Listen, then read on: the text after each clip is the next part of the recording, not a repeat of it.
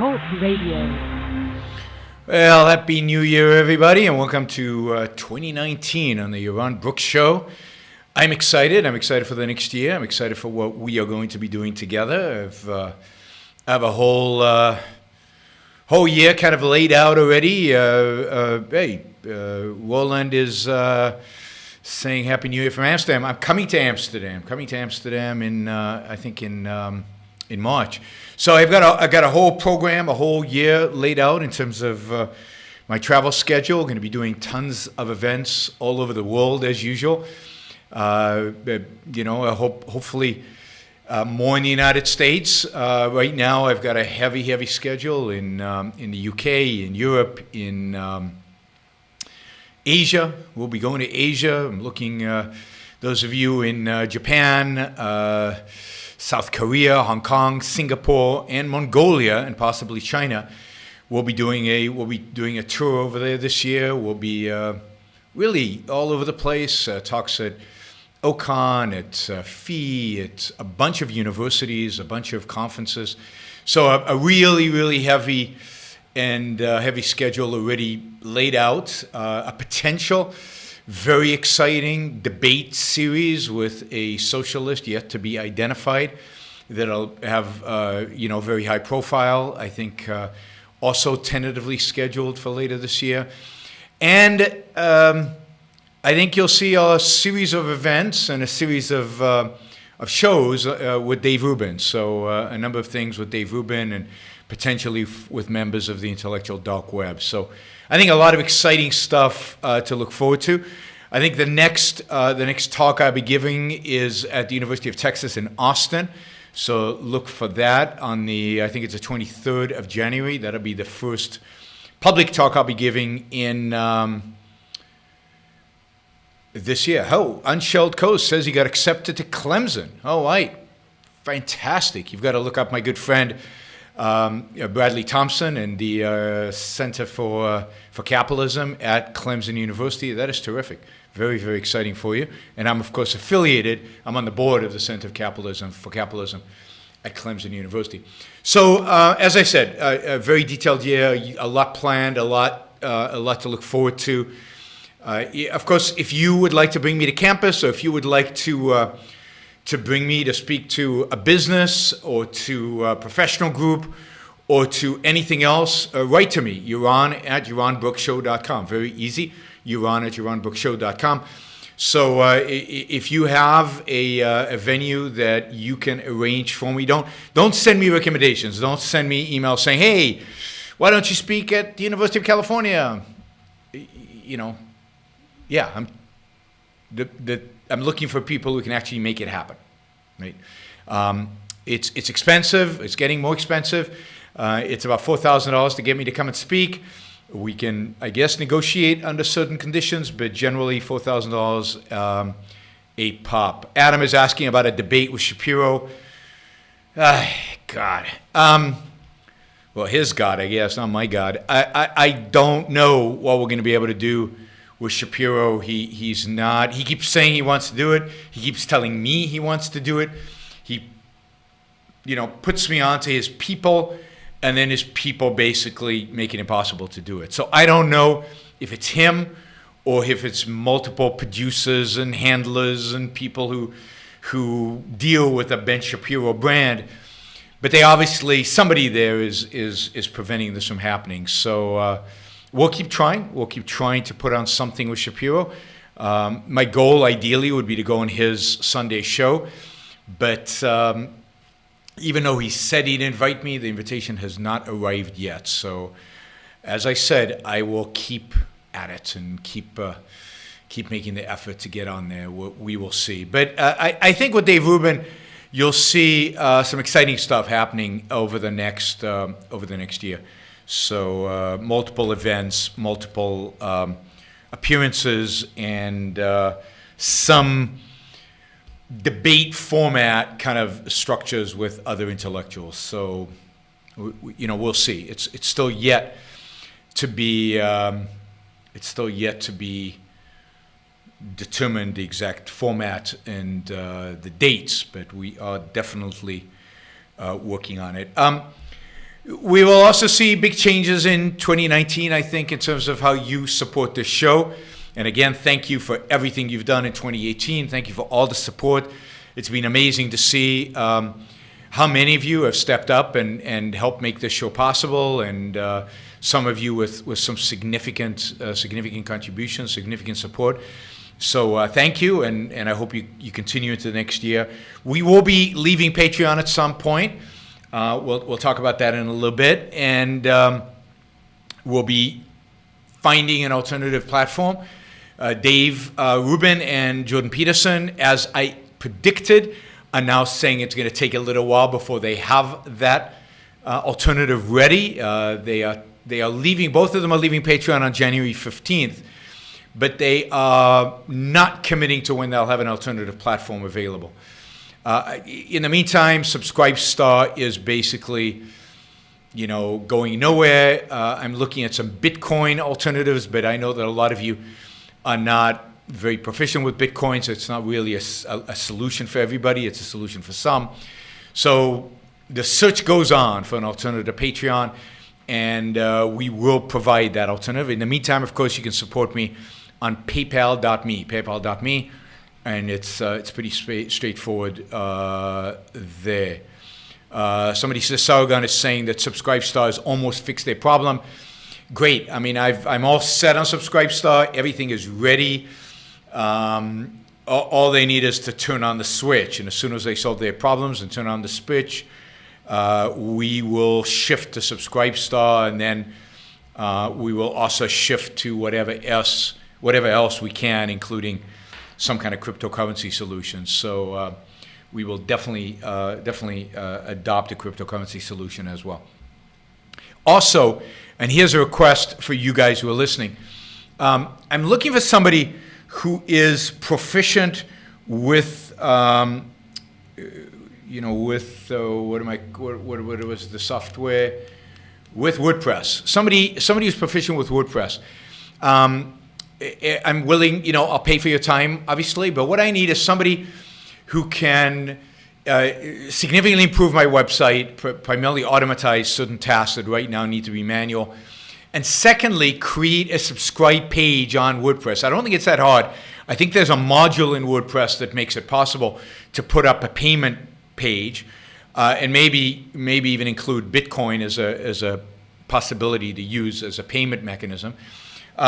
So if any of you are a WordPress programmer, are interested, somebody who's good, somebody who this will be quick and easy for, and who I'm willing to pay for, write to me, Yaron at yaronbrookshow.com, Yaron at yaronbrookshow.com. I think WordPress is, I think there are a lot of you probably are pretty proficient with it. So two things. One is improve the site, automatize certain of the parts of it, and then just use the plugin that's available with WordPress, and just create a page for me where we can take contributions, and also maybe take Bitcoin, and ideally have kind of a subscription service on there. So anybody out there proficient with WordPress and is interested in making a little bit of money on the side, contact me, Yaron at yaronbrookshow.com.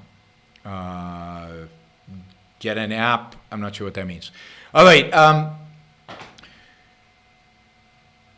Good. So I think that brings us up in terms of contribution. Again, thank you, all of you, for having made this show possible for the last year. And I'm pretty excited about where we're heading in the next year. I'm hoping a lot of things are going to be improved, professionalized, and you're seeing, I think, a short video coming out every day. We're going to be doing, I'm hoping that's literally every day we will have a short video come out, and on a different topic, and those, I've already got enough now, I think, to roll for the next 10 days. But I'm hoping that'll be a continuous thing, a short video and then a show on, every other day or whenever I can do it. Of course, okay, Action Jackson wants everyone to super chat $1 with the word yes if you want Yaron to do a show on the good things Trump has done. This might make the hair on the back of his neck stand up. You can do it. I'm happy to do a show on the good things Trump has done, but I will never do a show on only the good things Trump has done, because I think that is completely non-objective, and I think it's completely, it's non-objective and it's wrong. I think when somebody does good things for the wrong reasons, when somebody does good things but the bad things way outweigh the good things, if somebody does good things but his persona and his attitude and everything else bode very, very badly for the future of America, you can't just list the good things that they do. That's by the way, I've often listed the good things Donald Trump has done, or people within his administration have done. But yeah, let's see how many people are going to put $1 to support me doing a show on all the good things. I have a feeling, Action Jackson, there are not going to be that many takers on the chat, although you could probably round them up. There's a bunch of Trump supporters who usually troll me here that you could probably round up on YouTube and bring them over to support that. But all right, I will be taking Super Chat questions today, so feel free to use that as another mechanism to support the show, particularly you, those of you who maybe are not supporting the show on Patreon. It's been terrific over the last few episodes, and some substantial money. I mean, not really, but substantial money in relative terms has come in over the last few weeks, over the last few shows that I've done through the Super Chat. It's compensated for the pretty significant losses I've taken on Patreon as people have abandoned the platform. Also, some of you have gone over to paypal.me and contributed there, so thank you for that. That is greatly appreciated. Contributions there have also skyrocketed, again, as a consequence of the fact that people are dropping Patreon. So all in, I think we're break even, or maybe even growing again, so that's all good. So thank you again for all of that support.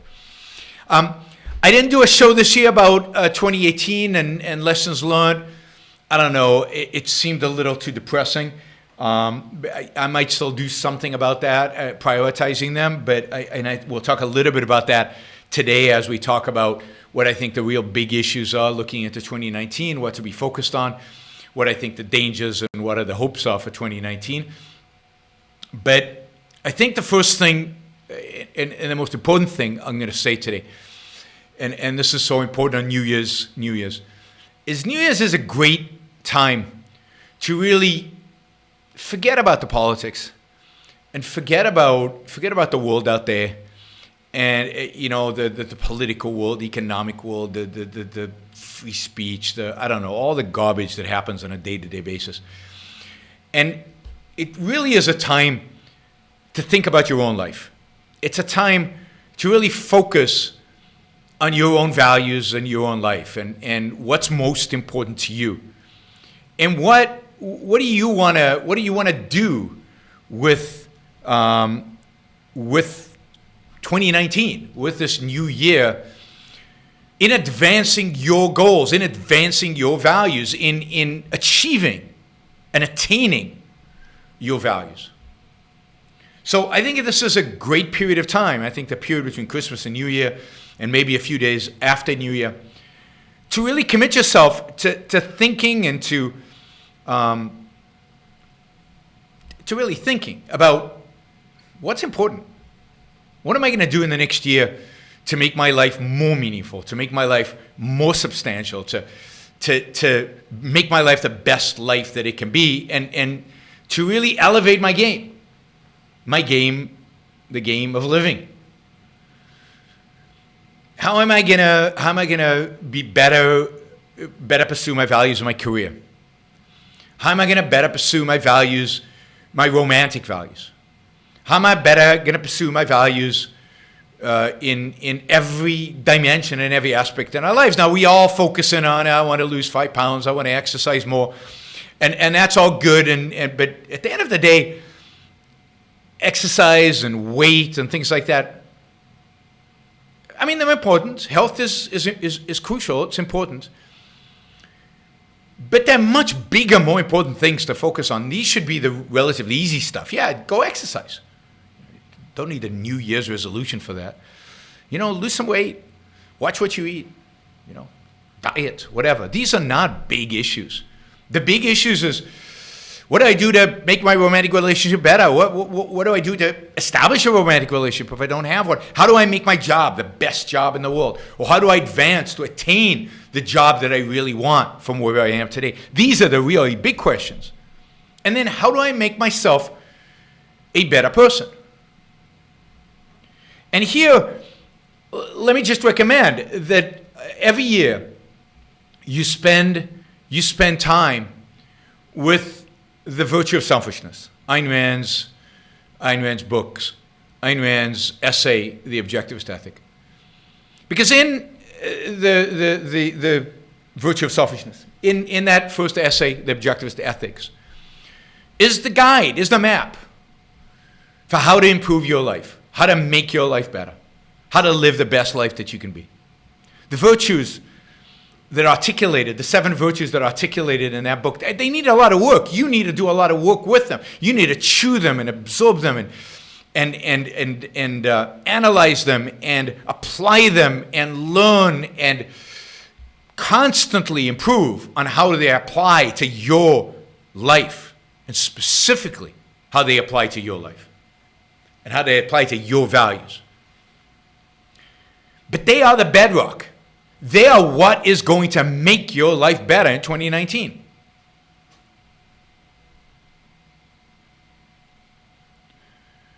So, what is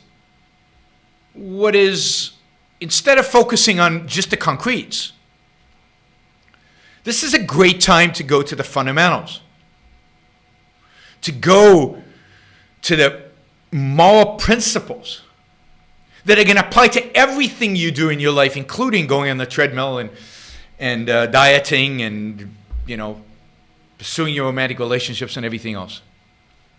All right, we got somebody from Exeter, my favorite university. Hey, Matthew, it's great to have somebody from Exeter on. One of my regular gigs now, right? 5 years in a row, is it? I think it's 5 years in a row. So really, focusing on the objectivist ethics, focusing on the virtues, and figuring out in detail how they apply to your life and how you can apply them to your life and how you can use them. They are tools. They are tools. They're the most important, crucial tools you have in your toolbox for making your life better. Get away from the television.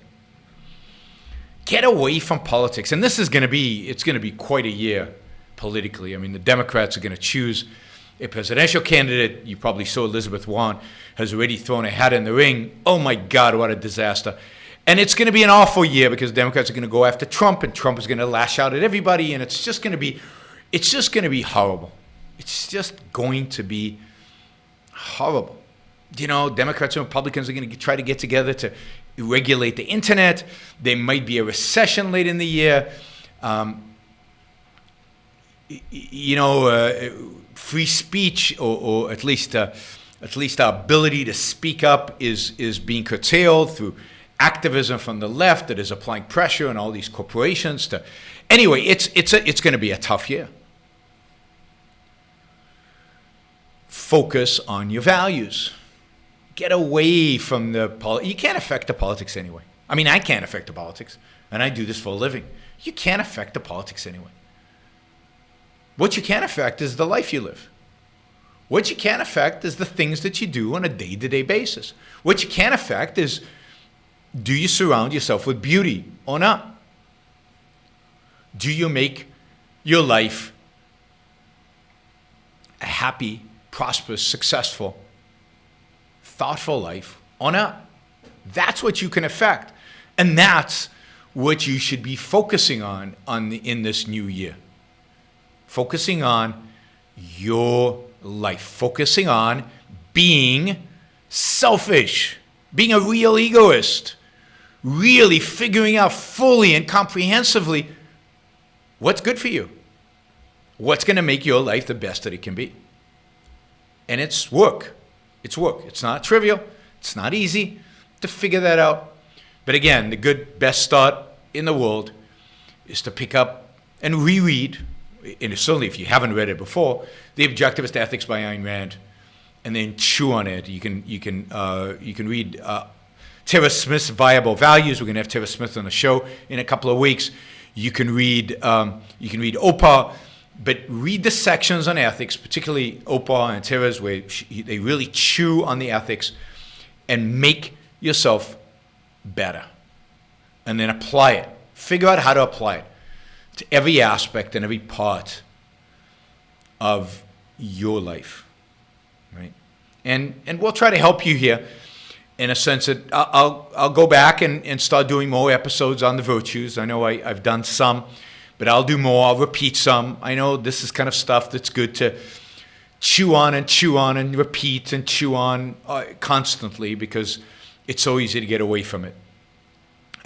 Somebody here mentioned Gina Golan. She's also going to be on the show in the next few weeks, as is Mark Pellegrino. We're going to have Mark Pellegrino on the show next week. So we're going to have Gina, we're going to have Mark, we're going to have Tara, hopefully all in January. So we're going to continue my interview series with objectivist intellectuals, and hopefully that you've all enjoyed, and we're gonna have some great interviews in the coming year.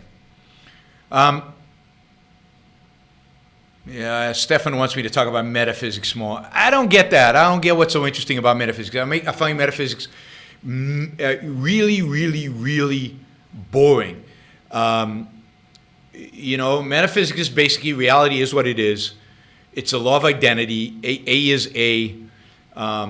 We have consciousness that perceives perceives reality, and the law of causality. And I know it's much more complicated than that, but I find it uninteresting. The things I find, and epistemology is more interesting, but really hard. And I don't know, I'm not an expert on it. What I find interesting is ethics and politics. Those are the things that I find interesting in philosophy. And I find metaphysics, I find it boring. I know the people, it's all they study. I think epistemology would be fun and really interesting, but it's not my field. ITOE is Introduction to Objectivist Epistemology, and of course a lot of the work there's been a lot of work done in epistemology and objectivism, but it's not my field. I'm interested in how to live your life and the kind of things that are necessary to live your life. Somebody mentioned that they miss the other part of Ayn Rand's philosophy that I really love and I want to get back into this year is her aesthetics. So I'm going to, because this is the 50th anniversary to the Romantic Manifesto, I intend to spend more time on her aesthetics this year. I plan to reread the Romantic Manifesto. OCON, the Objectivist Conference this year, is going to be about the Romantic Manifesto. I'll be giving at least one talk there. And so I think aesthetics will play a bigger role in this year's programming of the Yaron Brook show, so giving the 50 years of Romantic Manifesto. So I'm ready to recommend another show. Last show I think I recommended was Mr. Sunshine. I highly recommend that. I hope you guys watch it. I know that somebody mentioned, I think maybe it's even Harry Binswanger mentioned that they couldn't follow the first episode, and yeah, the first episode is very hard to follow. It sets all the background, it sets the context, and it's in Korean, and for some of us it's hard to it's hard to differentiate the characters when they're all Asian, but you have to get used to it. You have to work on it. So you maybe have to watch the episode twice, so you have to slow down and watch it slowly. But it's definitely worth watching Mr. Sunshine. But I'll recommend one other show in a little while. Action Jackson, actually, thought on Elizabeth Warren run for president. I think it's great for me because there'll be tons to talk about. I think Elizabeth Warren will run a much more philosophical campaign, much more radical campaign. She will run. She's a much more committed leftist, kind of fascist leftist than anybody else. She's more intellectual than Obama was, and Obama was fun because he was intellectual. So she will be fun to go after. She'll be fun to criticize. She is an unmitigated disaster. The only way Elizabeth Warren could win is because Trump so destroys the Republican brand so destroys Republican politics that he leaves the door wide open for Elizabeth Warren. But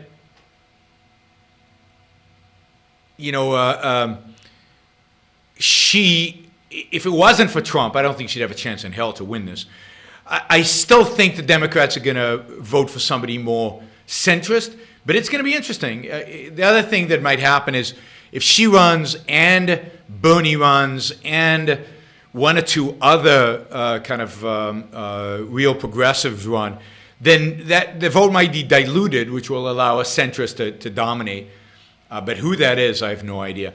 But Elizabeth Warren is going to make it interesting. It's going to make it fun. She has real proposals, which are really, really, really, really bad. Some of the worst proposals possible. But she's intellectual. She's smart. She's a law professor. And a lot of the ideas that Obama, the famous Obama speech, my favorite of all Obama's speeches in terms of its philosophical impact and how much it reveals about Obama's soul, was that you didn't build that speech. And that whole concept was Elizabeth Warren had articulated a few months earlier, and he basically stole it from her. So she's going to do a lot of that kind of stuff, and that's great for people like me. All right, Time Warp, $50. I bet I have an answer for this one. Why should we encourage objectivist intellectuals to go into academia? Good question. Why should we want virtuous people in evil institutions that will only corrupt them? Charles II has been more effective as an intellectual than any objectivist in academia today. All right, a lot of assertions there, particularly the last one, that is, the last one is complete and utter nonsense to a large extent, because what does that mean? What does it mean effective? Effective with regard to whom? How many people has Charles II touched? How many people has Charles II changed their minds? To what extent has Charles II made objectivism more? And this is not a criticism of Charles. This is just a criticism of whoever's asking the question. He might be fantastic, but really, how many people has he touched?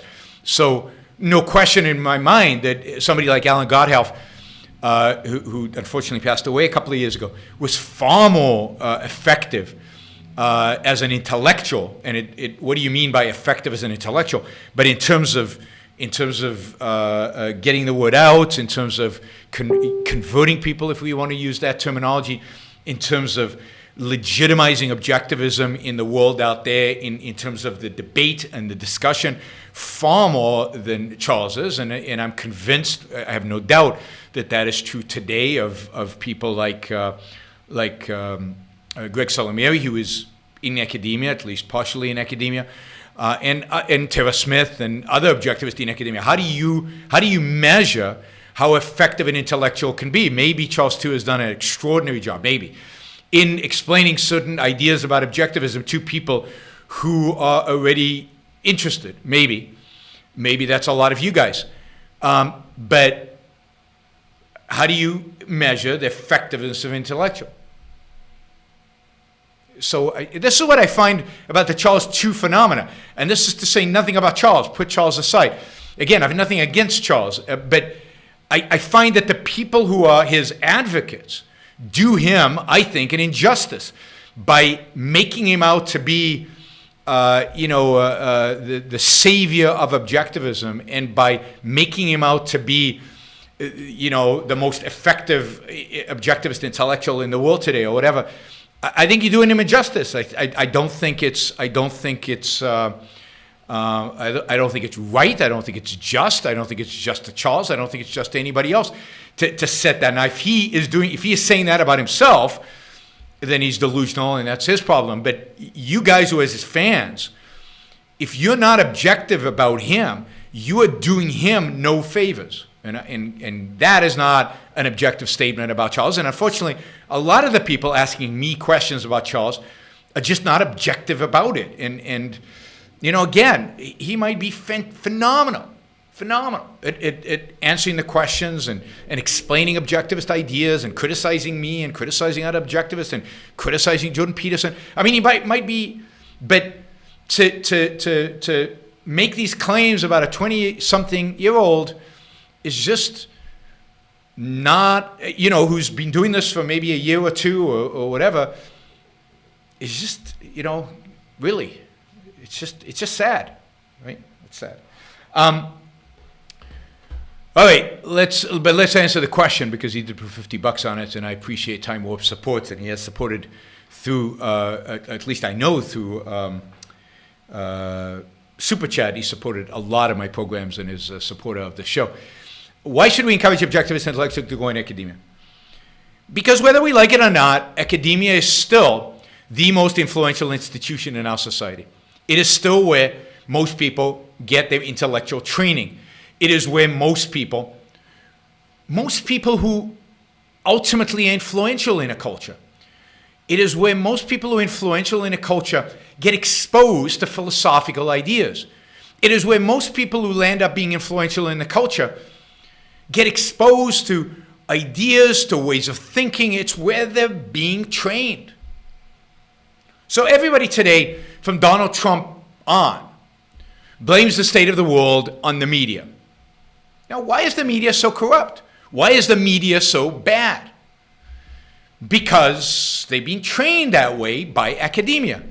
They've been trained that way because they all went to school, they went to good schools, they took the right classes, and they were indoctrinated with a certain set of ideas.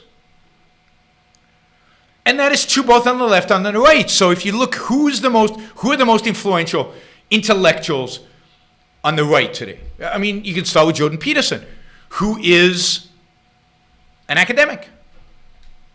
But then go on through all the other intellectuals on the right, the neoconservatives, not the good ones, the bad ones, all the ones on the right. They're either all in academia, or they're heavily influenced by people who are in academia who share their points of view. So academia is this unique institution where you get exposure as a professor to hundreds of students. You get exposure to other professors who you can influence to make them better, and they have access to thousands of students.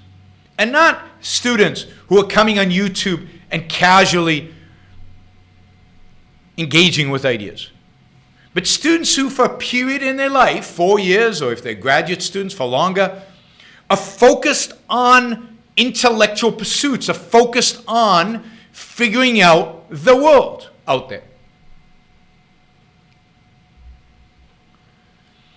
And at their most open period in their life, when they're open to new ideas, where they are, it's possible to influence them. And indeed, the left does an amazing job at influences, or the right, if they go to some universities where they're influenced by the right. So here is a group of people who want ideas, who are committed to spending time engaged with ideas, and you want to give up on those people. You want to leave them to the enemies of reason and the enemies of capitalism. And I say no. We will not win the battle unless we win the battle, the academic battle. Now, it is true that with the web, ultimately academia will be disrupted and a new model would arise. And I don't know what that new model will arise, but it will be some form of online education. And maybe YouTube is the beginning of that. The beginning of that, kind of YouTube courses. And it's why the Advent Institute is putting so much material up on YouTube. All of Leonard Peikoff's courses, all of Ayn Rand's lectures, all of Leonard's lectures, a huge amount of material where you can actually study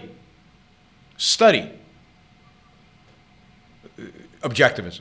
Not just get somebody to answer a question for you, but actually study it in detail, which is what Leonard Peikoff courses provide you. And all of those courses are going to be ultimately on YouTube available for you, and all of them are already on the Ayn Rand website, on Campus website, where you can listen to everything Leonard Peikoff has done.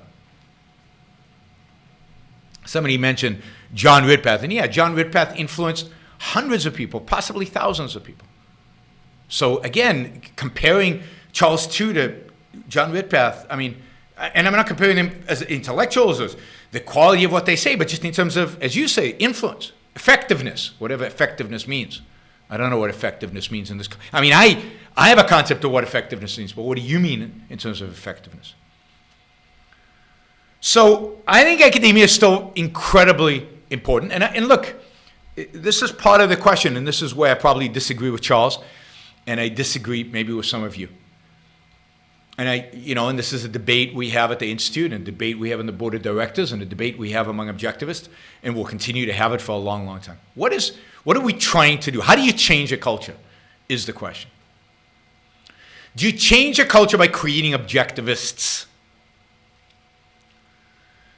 Do you change a culture by what?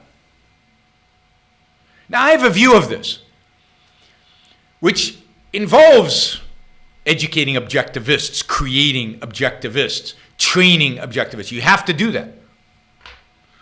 And that's going to be important. And many of those people, some of those people, the most important part of that is that some of those people become intellectuals. But what do those intellectuals do? They train more objectivists? No. I mean, at the end of the day, the world will never be majority objectivist. Objectivists will always be, I think, objectivist in terms of people who really know the philosophy inside out. Just like the world today is Kantian without people knowing Kant. Or like the world today, America today is Christian without most of the people having read the New Testament.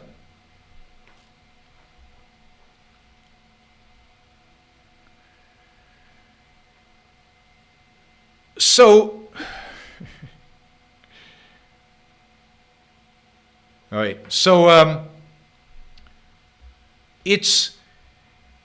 what are you trying to do? I mean, my view is you're trying to bring objectivist ideas beyond training objectivists, which you have to do. Bring objectivist ideas into the culture. Make them a part of the culture. Make them something that is debated in the culture. And if they're the right ideas, if they're the good ideas, and if enough intellectuals ultimately provide an intellectual leadership,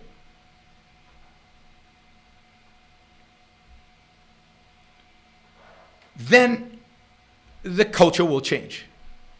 But the culture, when the culture changes, it doesn't change just because some philosophers say something new. That philosophy has to be integrated into people's lives at some level. So the art gets better, the movies get better, the sculpture gets better, the educational system gets better. It doesn't go all out objectivist, but it just gets better. Science, the philosophy of science gets better, and therefore science gets better. The objectivist ideas get applied in a variety of different areas, in a variety of different forms, in ways that make the world a better place, and in ways in which people start identifying, oh, that's Ayn Rand's influence on this. It's not that all the people who are influenced by Ayn Rand become objectivists. No, they won't, and they never will. And the goal is not to do that. And this is why I think it's stupid. It's counterproductive to be obnoxious to other intellectuals. Your goal is not to convert those intellectuals into objectivists. Your goal is not to convince their audience to become objectivists. Your goal is to plant some seeds of these ideas in the mind of the other intellectual so that they view Ayn Rand with greater respect, maybe even take seriously some of her ideas and apply them and talk about them.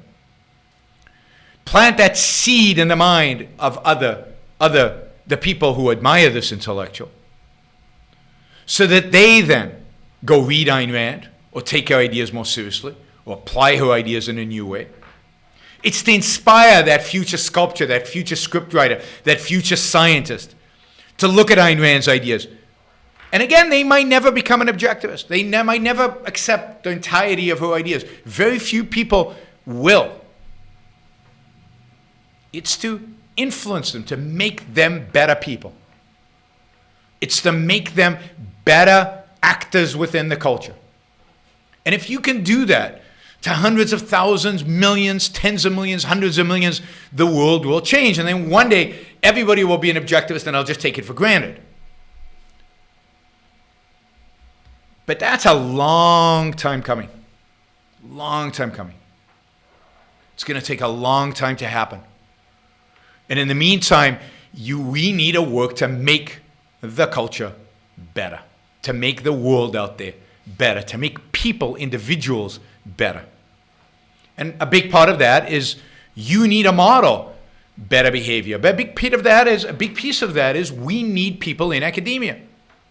Now, one aspect of academia I didn't address, and that is academia gives you, in the world in which we live, academia gives you status. It puts you on television. I mean, look at Jordan Peterson. Jordan Peterson would be nothing if he couldn't cite academic papers, if he hadn't published academic papers, if he didn't have a PhD after his name, if he, that is what gives him the status. But it's not just the status. Here's a guy who has spent his life researching these questions, thinking about these questions, writing about these questions, publishing about these questions, influencing the thinking in his field about these questions. And therefore people respect him. And that's why he gets a lot of the opportunities that he got in order to establish his massive base that he has today.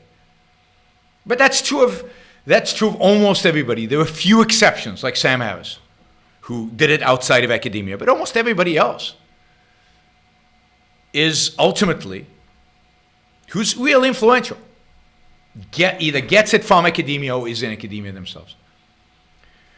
The most important ethicists who influence the world today, badly, are academics. They write, they publish, they do lectures, they go on YouTube, they do all the stuff. But they're academics. And people read their stuff. And people engage in their ideas. And we need objectivist academics. We need dozens of them and dozens of them. We need to be in the one institution in the world dedicated to ideas. Not to entertainment, which is ultimately what YouTube is dedicated to. But dedicated to ideas. So, imagine if there was an objectivist Steven Pinker. Maybe Gina Golan will be the objectivist Steven Pinker. Imagine if there was an great objectivist economist in academia today.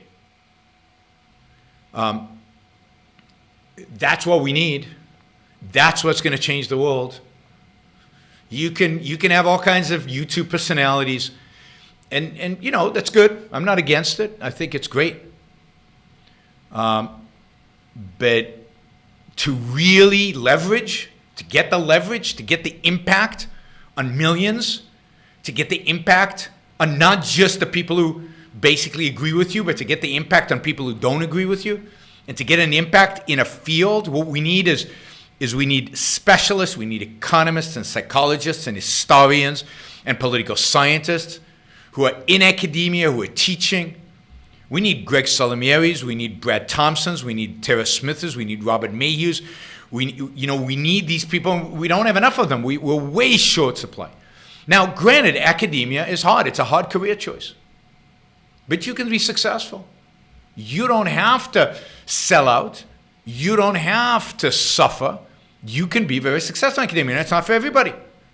And there's a place for a public intellectual like me, like Charles, I guess, like others, either work for the Institute or work independently to promote ideas.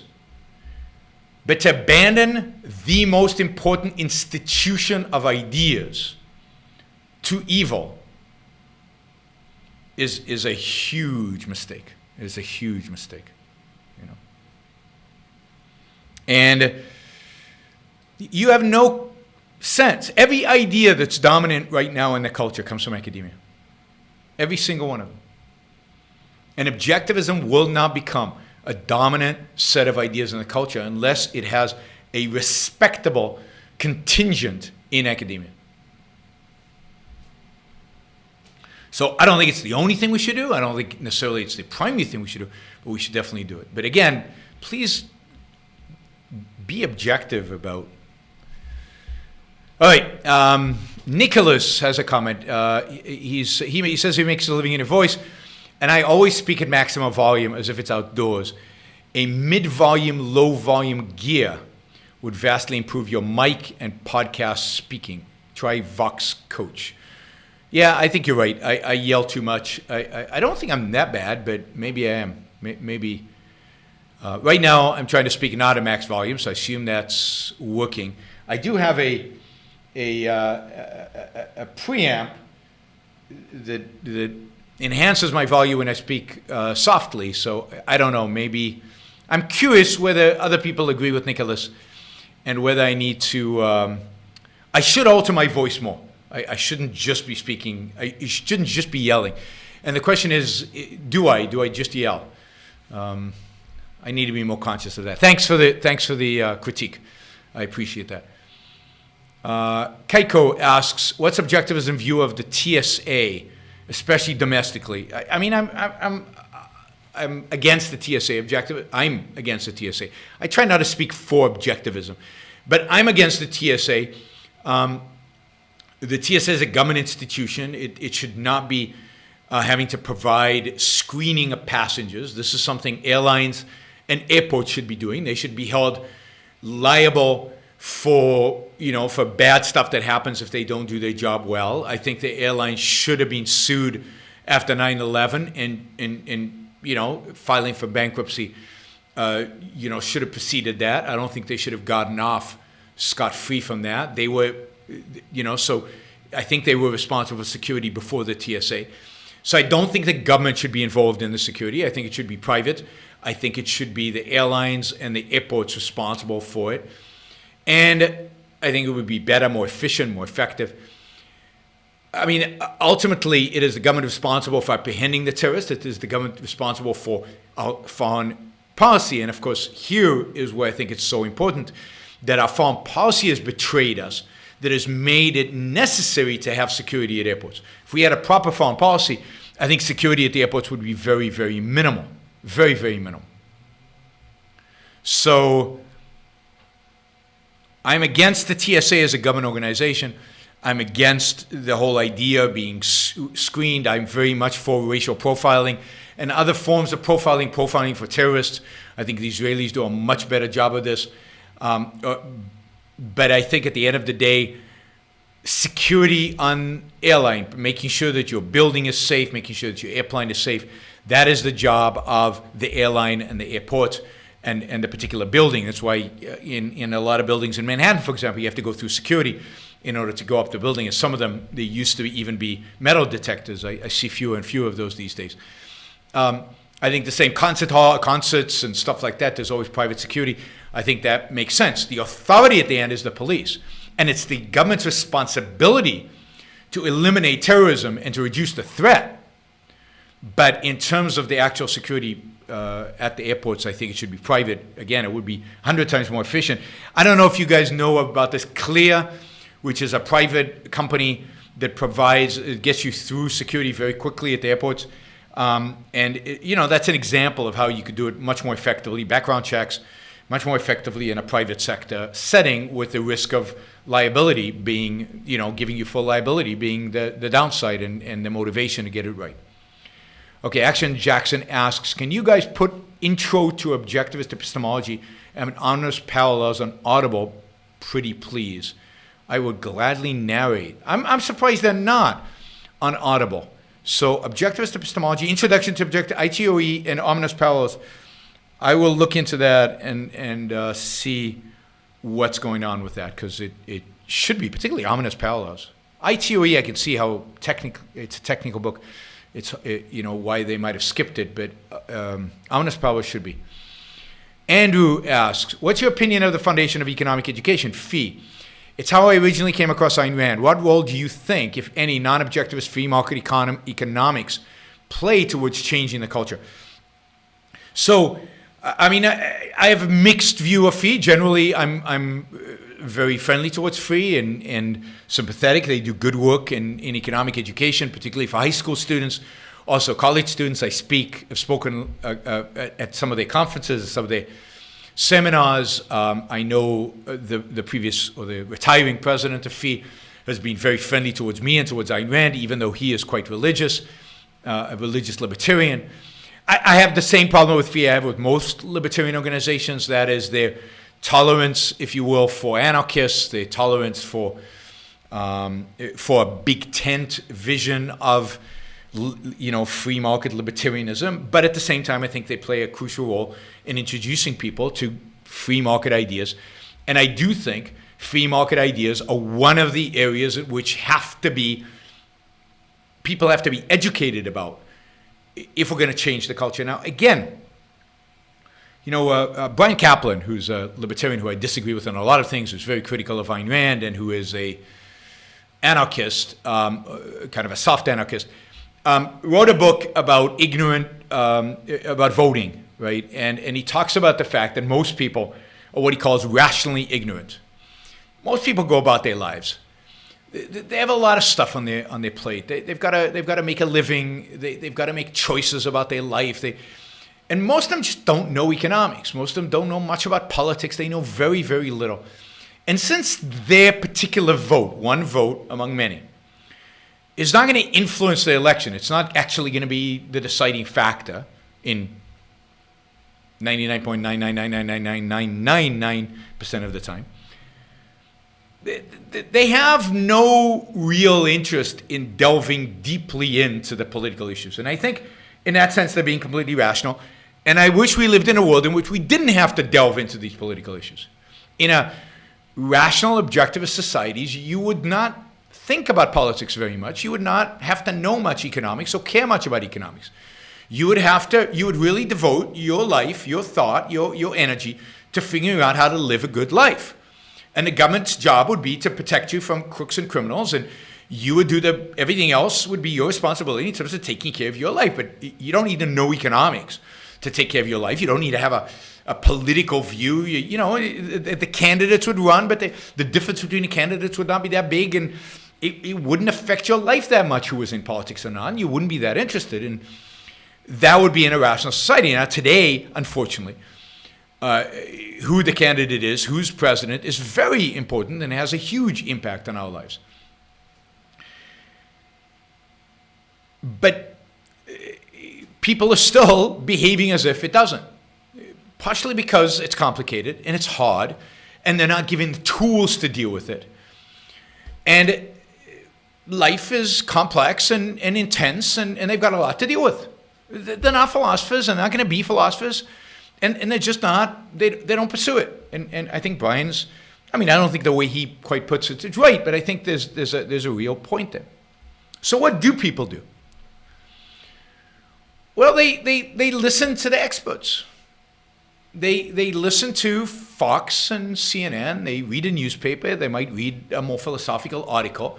They're conditioned to some extent by their philosophy, the implicit philosophy that they've adopted or absorbed from the culture, the implicit philosophy of, in the world in which we live in today, Christianity and altruism and the implicit philosophy of Kant, ultimately. But they don't know that.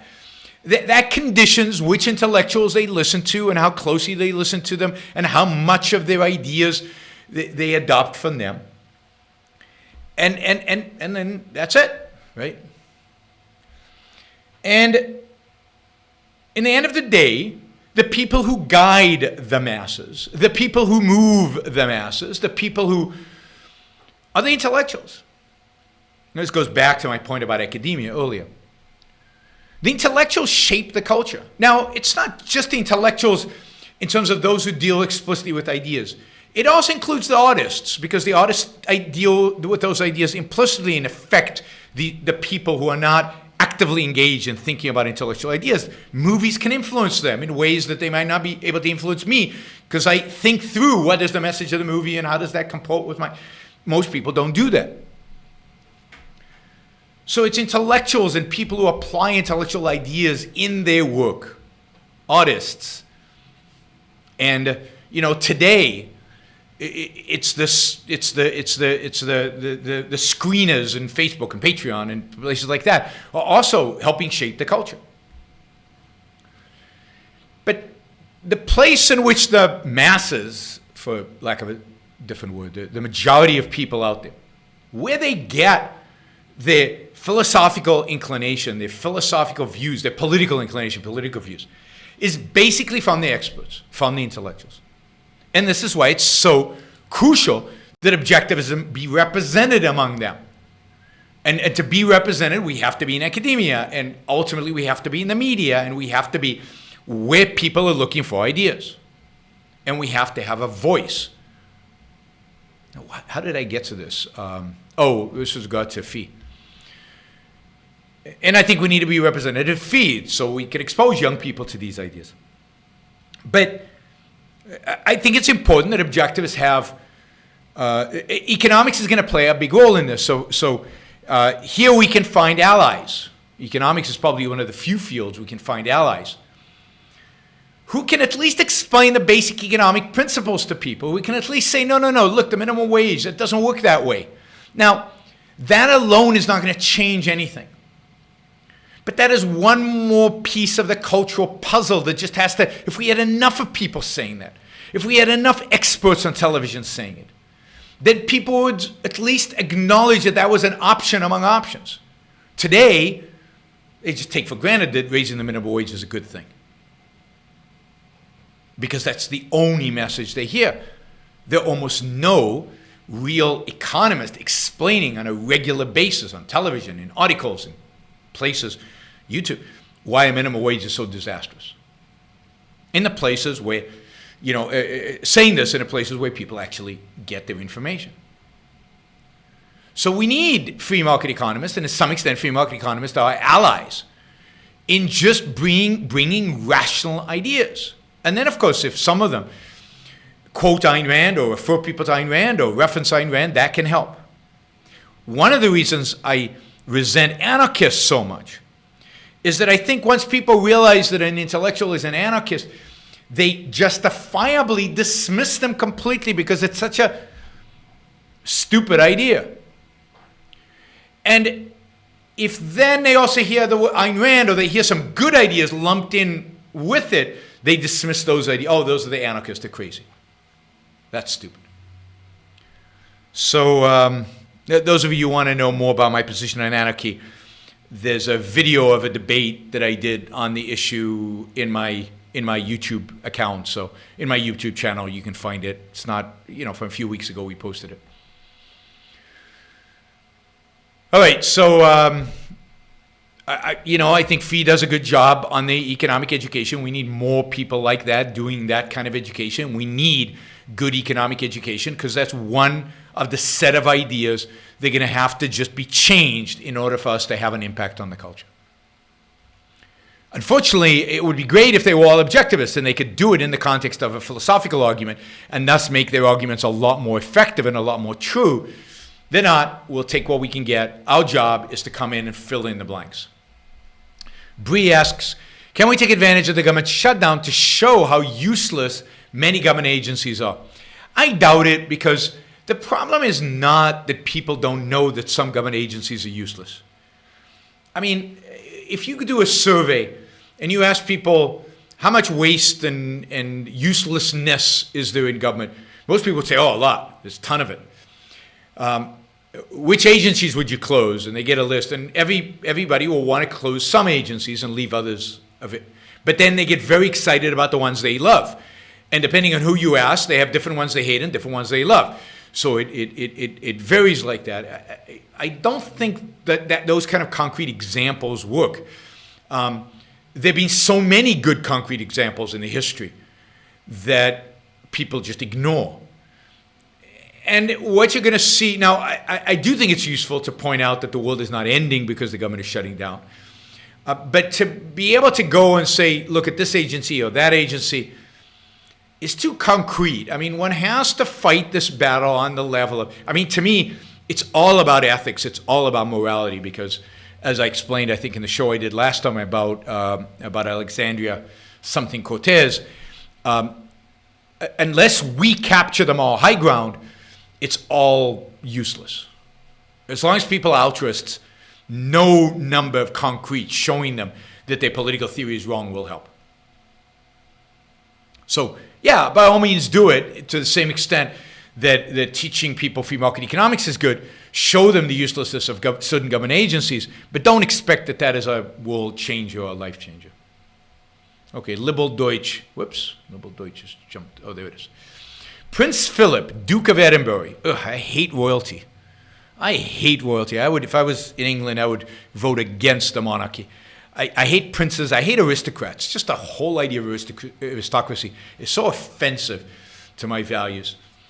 Anyway, the Duke of Edinburgh once said, everybody was saying we must have more leisure.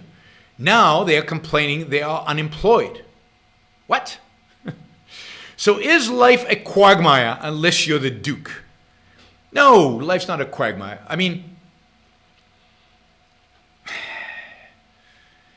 when you're a subsistence farmer, or when you are working 100 hours a day in manual labor just to survive, then what you need is more leisure. More importantly than that, but you don't know that you need this, you need meaningful work. You need work that provides you with real value, with real challenges, work that can really enhance your self-esteem, work you can be proud of, work that's a reflection of your values and your passion. But you don't know that. What you know is you're working yourself to death. It's hard. You're getting nowhere. You'd love to sit on the beach somewhere, at least a little bit. But in a world where you love your work, where work is a passion, where work is fun. I mean, not all the time, not constantly, not every day, not in every situation, but generally, you enjoy your work, which is what you should all be doing. You should all find the work that you love.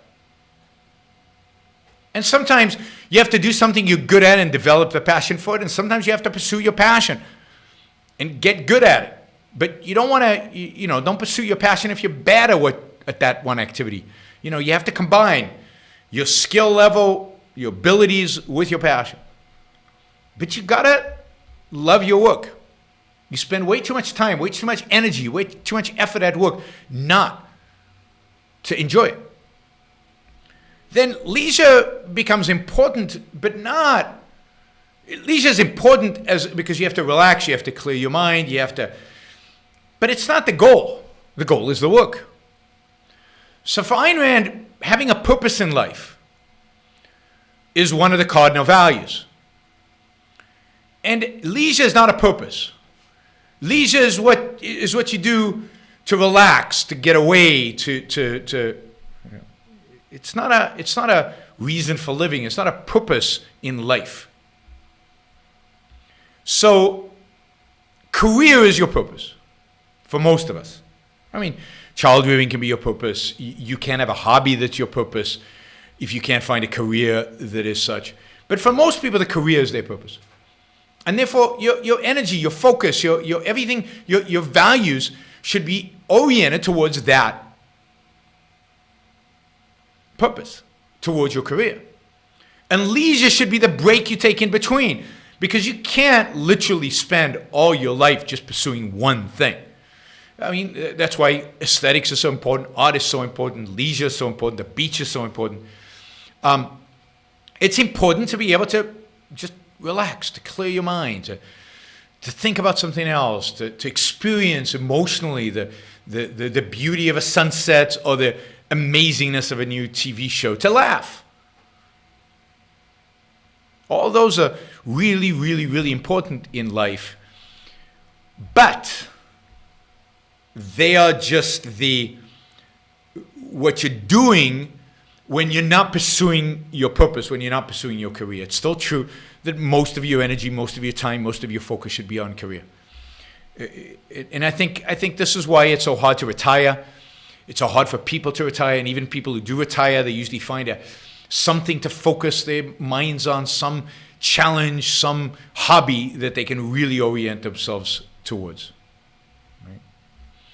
Okay, Kiako asks, can you explain how to debate reject need to help the poor, they need healthcare, an altruistic moral code that leftists always bring up in debates? I mean, I think you have to challenge it face on. I don't need to help the poor. The poor can help themselves. They don't need health care to be provided to them. They can take care of their own health care. I, for one, believe that poor people have the capacity to take care of themselves, have the capacity to provide health care for themselves if we get out of the way. Your focus as an individual out there is to live your life to the best of your ability, the best life you can live. That is true. That is just as true for poor people. And what poor people need, just like we need, is the freedom to do that. And to give people the freedom to do that, we need to deregulate healthcare. To give people the freedom to do that, poor people the freedom to do that, we need to get rid of the minimum wage. To give poor people the freedom to do that, we need to get rid of business regulations. To give poor people the freedom to do it, we need the state to do what it's supposed to do, which is protect individual rights, and otherwise leave us alone. And if that happens, then the opportunities that the poor face are immense. And their lives will be better off to the extent that they take on the moral responsibility of making their lives good lives. That is a reframing of the debate, away from altruism, away from my responsibility to them. Now, if you want to shift the debate to altruism, you can ask why. Why do I need to help the poor? I need to help myself. I need to help my kids. I need to help those who I love and I care for.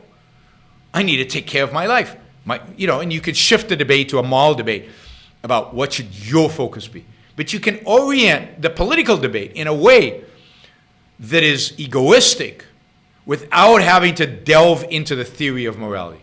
Although that might be your purpose, and that would be fine.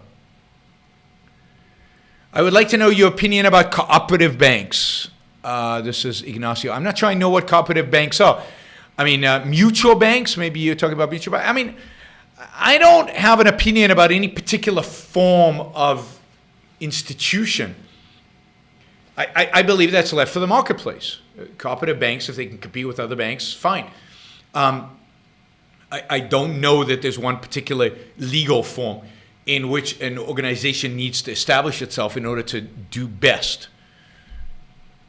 But I think there's nothing wrong with mutual banks if they can sustain themselves without the help of government. Today, it's very hard to evaluate that because all banks have deposit insurance, which is a massive subsidy which banks provide them. All right, here's one more. Are the professors I spoke to about Ayn Rand and dismissed her as evil? Are the professors I spoke to about Ayn Rand and dismissed her, evil? All right. No, not necessarily. I think some are. But some of them might not know anything about her. I mean, evil is a pretty strong word. So some of them might not know very much about her. Some of them might be just lazy. Some of them might be lazy thinkers or ignorant thinkers. Some of them might be immoral in that they evade certain aspects of their intellectual life in this context. And in that sense, they're bad people. But evil, I don't think anybody who dismisses Ayn Rand as evil, even intellectuals. I think many of them are immoral because I think of what they actually advocate for and the evasion involved in that. But to call somebody evil, they have to be more than that. Again, I differentiate between just calling somebody immoral, which is basically irrational, and calling somebody evil. And again, they could be innocently ignorant or innocently mistaken about her ideas, which would not even rise to the level of immorality. Liberal Deutsch asks, since Aquinas, Christianity has been hijacking ancient Greece to sell it as its own. Couldn't objectivism now do the same to Christianity? That means for every popular Christian hymn, keep the nice melody but replace all the text.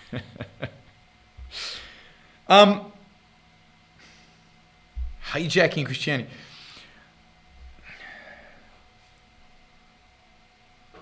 No, I mean, I don't know what that would mean, right? Because hijacking Christianity means hijacking faith. If all you mean is hijacking the music, sure, go for it. Let's do it. But hijacking Christianity really means hijacking faith. What Christianity did to ancients is they took reason and internalized it into aspects of what they were doing. They kept faith, but they, in order to give themselves credibility to some extent, they adopted reason in the way in which they evaluate certain things, right? And I don't think you can do the other way around. I don't think there's anything in Christianity worth taking, except maybe the music. But the music is not uniquely Christian. That is what Christianity did very effectively, starting in the Renaissance. Well, really from the beginning, is used aesthetics, used art to bring people in, right? To get people to come to church. Beautiful melodies. Come to church. Listen to beautiful melodies. Come to church. Look at the Sistine Chapel. Michelangelo did it. Inspire them through art. I definitely think objectivism can and must and should do that. This is why I think it's so crucial that objectivists that they be great artists that people can look up to and people can admire, and that objectivism embrace aesthetics and embrace good art. For that, we need people who are experts in aesthetics to value what is good art, and then we need lots and lots and lots of great artists. That's what we need. The culture will not change. Here's a prediction. Culture will not change until we have lots and lots of great artists in music and sculpture and painting and poetry and literature. And we've already got a great artists right at our foundation. That is Ayn Rand, right? But it's not enough. We need lots of great artists. And until we have lots of great artists, we will not win. So that's not taking on Christianity. That's just, it's a tool Christianity used. And I think we use it too, in a sense that we have Ayn Rand's literature. But Christianity used very effectively, and I think should be used effectively. I think other philosophies have not used it effectively as consciously, because most philosophies, maybe with the exception of Marxism, in certain periods, and in Marxism, think about social realism as an art movement in the 1930s and 40s that both helped the Nazis and the communists spread their ideas. I mean, the communists and Hitler were very aware of using art to promulgate their ideas in the culture. And we need to do that, but not with the kind of authoritarian bent that, of course, the Nazis and the communists used. Okay, here's one more. Are you familiar with the effective altruism movement started by Will MacAskill? It seems like a good movement to me, but maybe they're going by a different definition of altruism. No, it's a horrible movement. So I'm very, very against the effective altruism movement. I am familiar with them. It really is all inspired by Peter Singer's work, the philosopher, academic philosopher, who is an ethicist, maybe the most influential ethicist alive today in the world. The philosophers will have to tell us if that's true or not. And the idea of effective altruism, and maybe I get this wrong, so super K pill, you'll have to correct me if I'm wrong. But the idea behind this is that charity as a form of altruism, as a form of your moral duty to help the poor. So they completely accept that it's your moral duty, your moral responsibility to help the poor. So they completely accept the philosophical idea of altruism. And Peter Singer is horrible when it comes to this. He's really evil. You are not a moral person unless you're engaged in assisting the poor, assisting the needy. Their need is a claim against your life. Now, we want to make it more effective for you to do it. So how do we make it more effective to do it? We're going to we're going to get you to tithe. Automatically take 10% of your thing and put it away. We are going to create more effective and more efficient charities. We are going to create a mechanism to automatize your helping the needy, you're being an effective altruist. But I'm not an altruist. I believe altruism is an evil ideology. I don't think you have a moral duty, a moral responsibility to help the poor, to help the needy. Your only moral responsibility is to you, to your life. And if, in part of that, you want to help some people, fine. But it's not what makes you a good person. It is not the essence of what makes you moral. I don't want to make people more effective altruists. I don't want to make them altruists. I want to get rid of altruism. I want to get rid of the idea that it's your moral duty to help the needy. I want to get rid of the idea that you should feel guilty for the fact that right now there are people dying of starvation in Africa. Because that's what Peter Singer wants you to feel. And Peter Singer wants to make it efficient for you to help people in Africa. He wants to make it efficient for you to... I don't give any charity to the needy. Zero.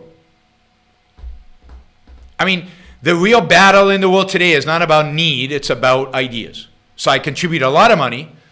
Actually, the needy part is not completely true. I gave some contribution this year to the needy because I had to do, for a variety of reasons, I had to do some contribution in Puerto Rico. But mostly I contribute to ideas because that's the real issue. Charity is a minor virtue, and sometimes it's not a virtue at all. Sometimes it's a vice. It depends on your situation, condition, context. So, no, I think effective altruism is a terrible movement. Anything that legitimizes altruism, everything that makes altruism more efficient. It's like, I don't want government to be more efficient. I don't want to drive waste out of government. I want government to stop doing stuff. I want government to get out of my life. I want government to focus on just protecting individual rights.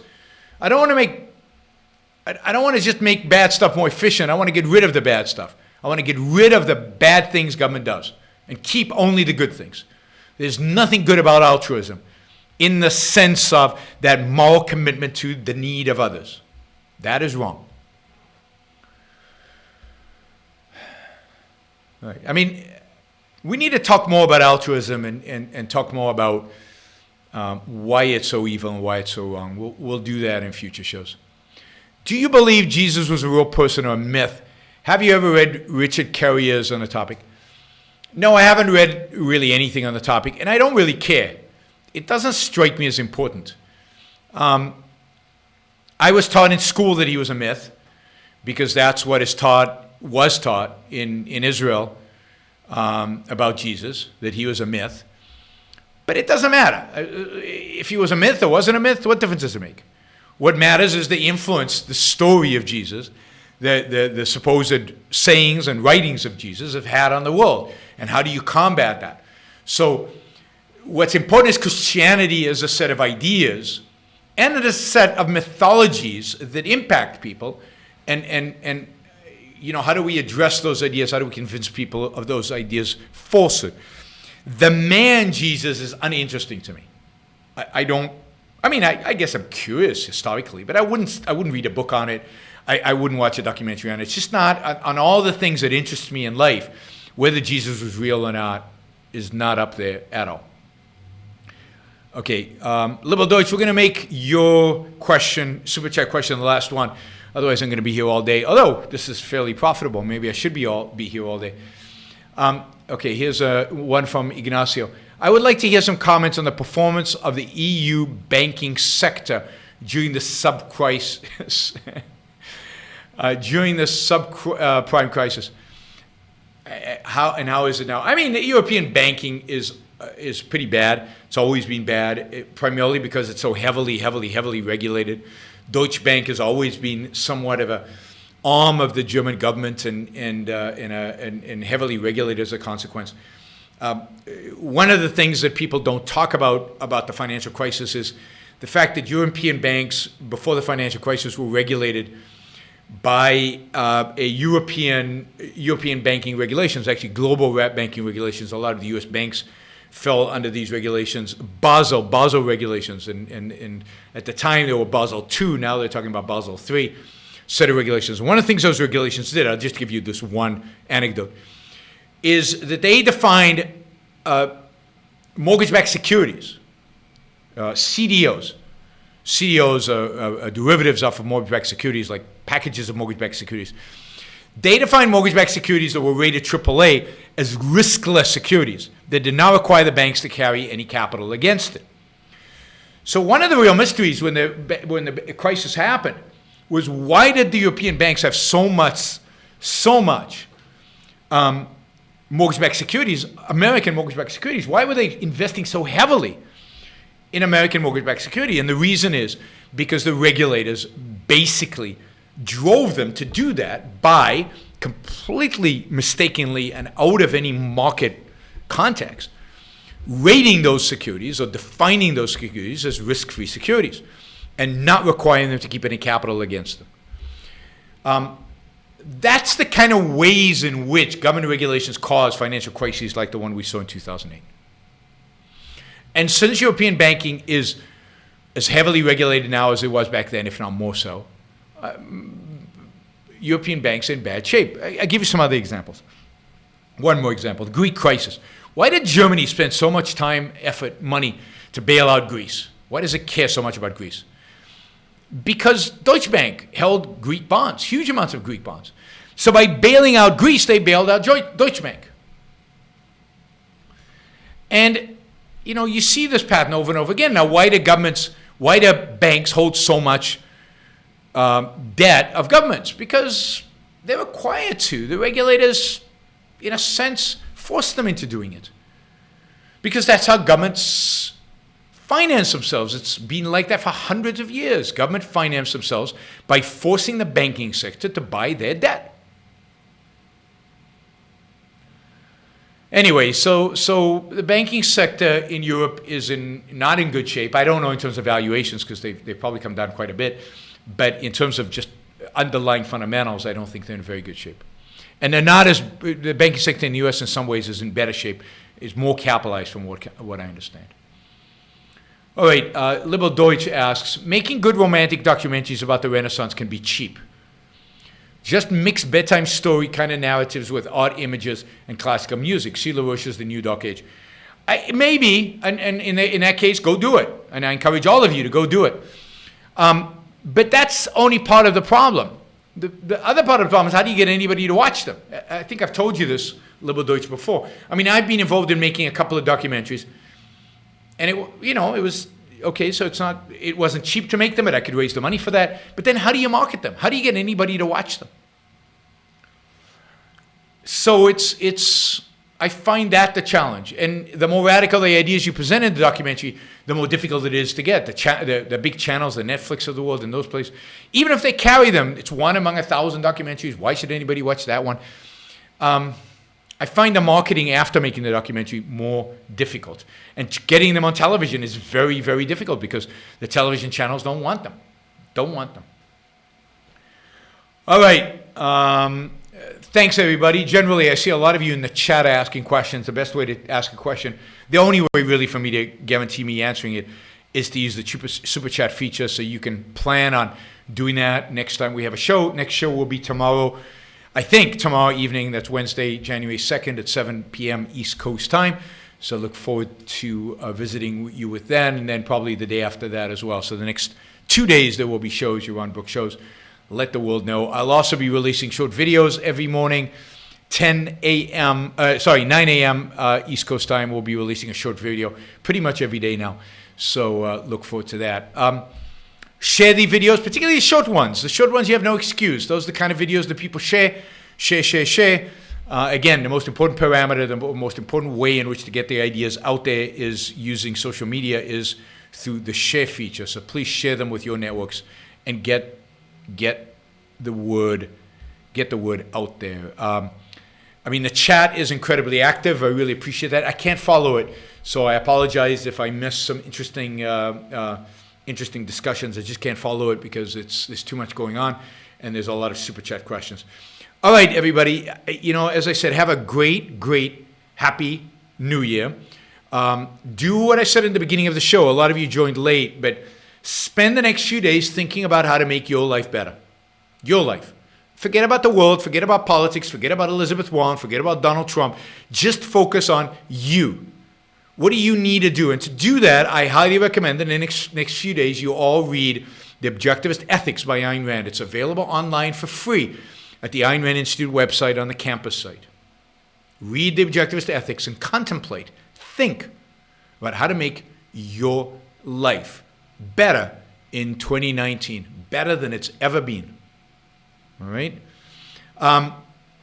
Jackson asks, is it an Audible? Absolutely, it's an Audible. It's the first essay in The Virtue of Selfishness, which I know is available on Audible. If you want to support this show, and I very much appreciate that, you can still do so on Patreon. But if you want to avoid Patreon, and I'm going to move out of Patreon at some point in the next month or so, if you want to avoid using Patreon, so there's not the hassle of switching afterwards, you can support me now on paypal.me/Yaron Brook Show, paypal.me/Yaron Brook Show. And as I mentioned early on in the show, I am looking for a WordPress programmer. So if you are a WordPress programmer, if you are very proficient, very efficient, very quick on WordPress, please contact me at Yaron@YaronBrookShow.com. Yaron@YaronBrookShow.com. Talk to you all tomorrow. Have a great new year and have a great evening.